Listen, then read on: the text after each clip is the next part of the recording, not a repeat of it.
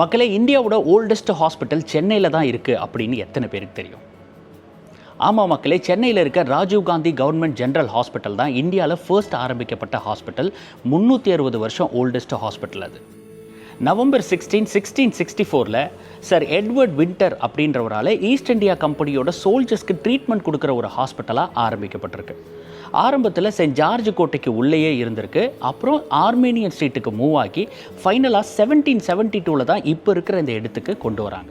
குறிப்பாக இந்தியாவோட first recorded postmortem இந்த ஹாஸ்பிட்டலில் தான் நடந்திருக்கு. 1693 சர் எட்வர்ட் பல்க்லே தான் பண்ணியிருக்காரு. அதனால் அவருடைய கல்லறை இந்த ஹாஸ்பிட்டல் கேம்பஸ்குள்ளே தான் இருந்துச்சு. இப்போது ரீசெண்டாக எங்கே போச்சுன்னு தெரியல. பிரிட்டிஷ் ப்ரேயர் பண்ணுறதுக்காக ஒரு சேப்பல் வச்சுருந்தாங்க. இப்போவும் அது சிஎஸ்ஐ சர்ச்சாக அங்கே தான் இருக்குது. என்ட்ரன்ஸில் இருக்கிற அந்த பில்லில் 1854 அப்படின்னு பிரிண்ட் ஆகிருக்கிறத பார்த்தேன். முக்கியமாக ஒரே இடத்துல 250 வருஷத்துக்கு மேலே இருக்கிற ரெக்கார்ட் வச்சுட்ருக்க த ஒன் அண்ட் ஒன்லி ஹாஸ்பிட்டல்னால் அது நம்ம சென்னை ஜிஹெச் தான். இன்ட்ரெஸ்டிங்கில்